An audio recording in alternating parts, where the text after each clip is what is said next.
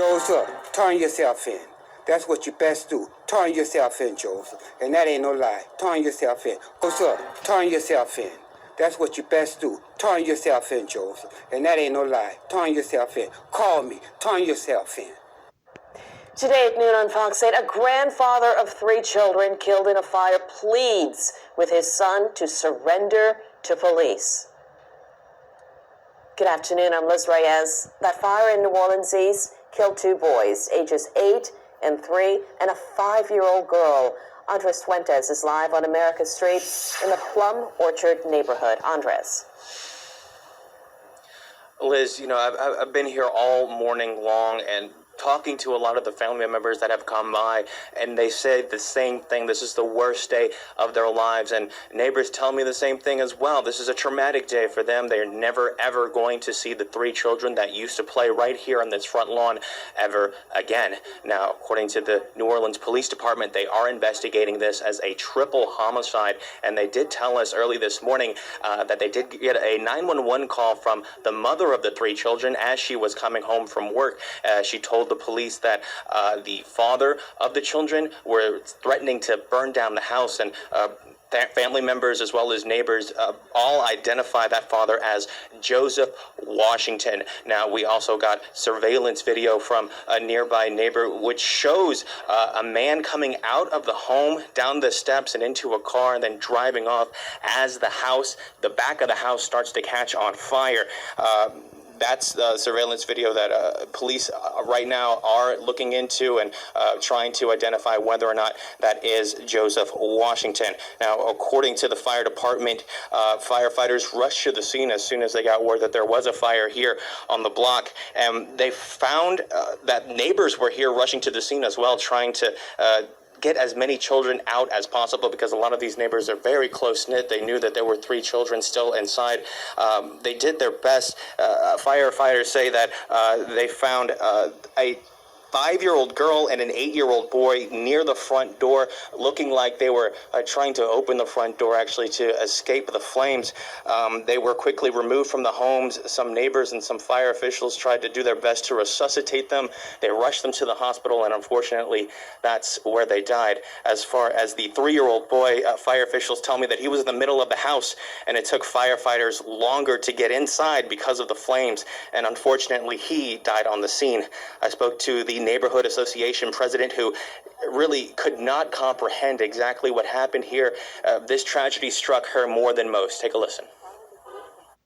I have children. It's a terrible way to lose your children. Yep. And it's a terrible, you think you're leaving your family in the arms of the daddy that could do them some good justice. But look what happened. So something had to happen to him.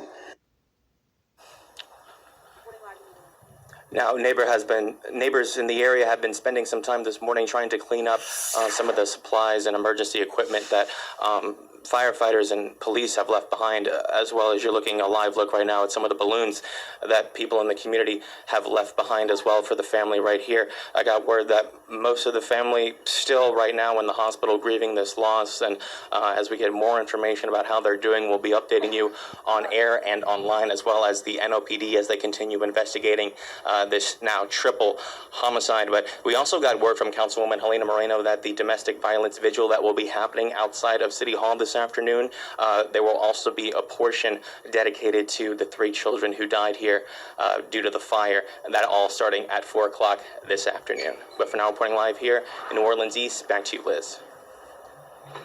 And Andres, I got to ask you, as more people show up at that scene, how would you describe the mood there? Anger, heartache? What are you hearing from people as news spread of this horrific incident?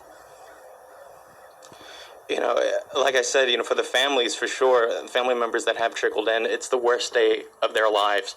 A lot of these neighbors, I got word that a lot of these homes were built at the same time, and these neighbors moved in essentially at the same time. So they all knew each other for years and years and years. A lot of the children that they had grew up with the same 3 children here at the home. Speaking with some parents in the area, it hasn't really hit them yet. You know, they were supposed to be on the school bus today heading to school, and now they're getting word that, you know, the children that they used to wave to every morning, the children that used to play with their own children, the children that they used to do celebrations with for holidays and things like that, they're no longer with us. So it's been a brutal awakening for a lot of the people that live here in the area. Yeah, it's just devastating. Thanks a lot there, Andres, for your work all morning as well. Well, neighbors of the family say they were heartbroken over the news and angry over this senseless crime. The neighbor who gave us this ring camera video says she and her husband told firefighters there were children still inside when they first arrived. They also helped to perform CPR on 2 of the children. They were pulled out of the house. The neighbor, who did not wish to be identified, says she's known the 3 kids since they were born. She watched them grow over the years. She says she couldn't imagine losing her children in such a violent and senseless way. This is horrible. This is absolutely horrible. I just can't imagine being her right now and dealing with this, losing my children. Now, we have reached out to the NOPD multiple times for more information on updates or a search for a suspect. So far, we've not heard back. If you do have any information on this, you're urged to call Crime Stoppers.